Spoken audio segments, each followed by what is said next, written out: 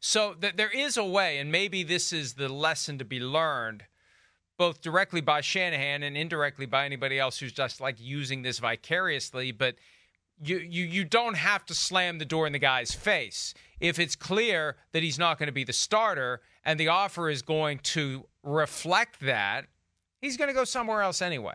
You don't need to kick him out the door when he's going to walk out the door. So there is a certain level of, I don't know that respect is the right word, but there's a graceful way to separate. I got you. That doesn't entail saying, yeah, okay, we're done with that guy. Sorry. I hear you. No, we're done with him. Well, yeah. Well, somebody else is going to get started with him, so it doesn't matter if you're done with him. And that's exactly what happened with the Raiders. Of course, they didn't play him on Sunday against the 49ers because they're still, working him toward getting ready to go for week 1. Yep. But Trey Lance did play, and Brock Purdy didn't play either because he's still recovering from that elbow, and they say everything's great, but, they're keeping him under wraps as well because they need him to be ready to go. Lance played the first half. There were 3 straight 3-and-out drives to get it started before things settled down. Let's hear Kyle Shanahan from after the game talking about Trey Lance's performance. I mean, it got off to a rough start for everybody. I mean, 3-and-outs for the whole offense the first 3 times, so I don't put that all on Trey by any means. I thought the whole offense was sloppy to start. I thought he had a real good second drive leading there on the score. Made a hell of a play on the touchdown. I know it was almost a hell of a play for them with the pick, but that was the last guy on a bootleg. It flashed, and he put it on him, and that guy came in and tipped it, made a good play, but fortunately Dwelly was there. Wish we got that short yardage so he could finish that drive. It was hard to not put him in the third.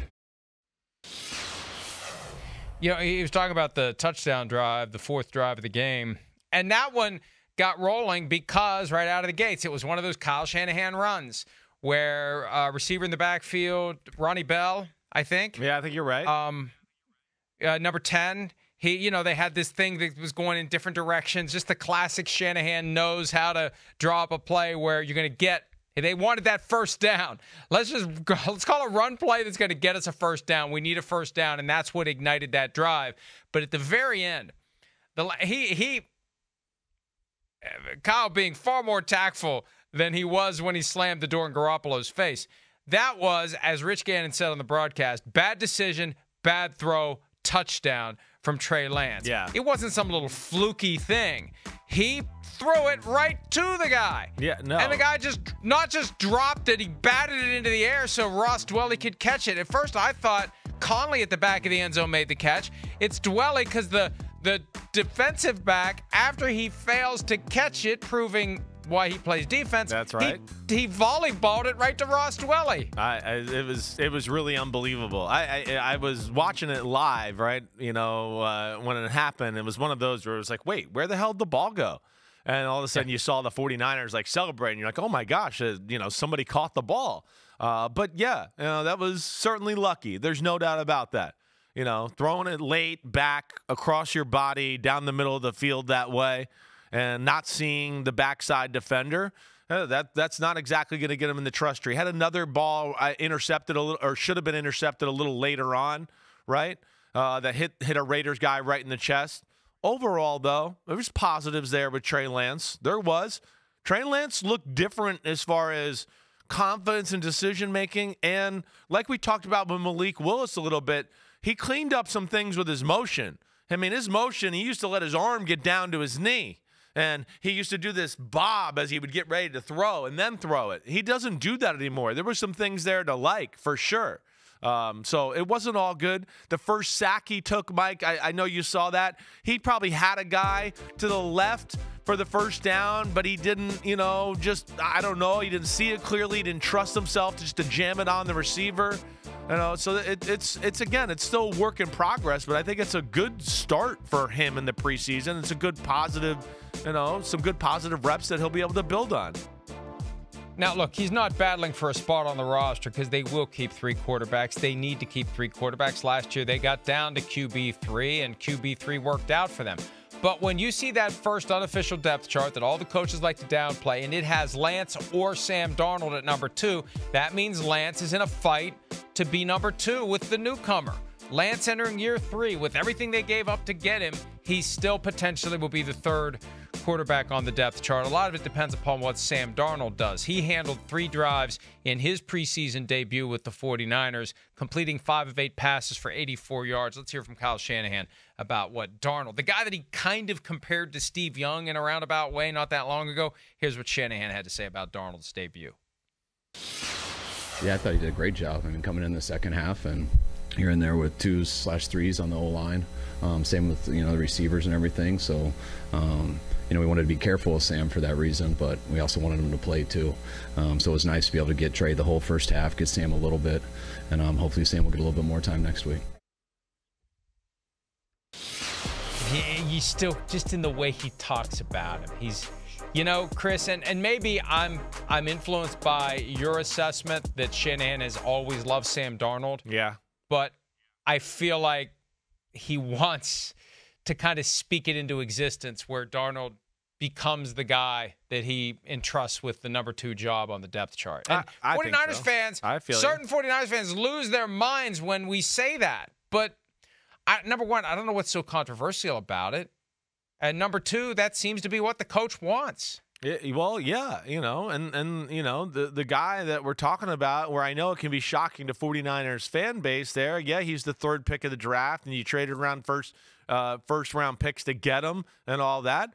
But it hasn't worked, and it's been injuries, and he was a guy that was raw already, and it's like, hey, do I want to just hand the keys to the car to my Super Bowl caliber team to that guy, right, who we're just not sure where the ball will go, if he'll make the right decision, if they'll throw it into someone's chest like we saw at the end of the half or in the end zone there? Those aren't things like, on the stat sheet it's okay, but like when the coach thinks about it after watching the film, he's going to go, damn, can I trust him? I don't know.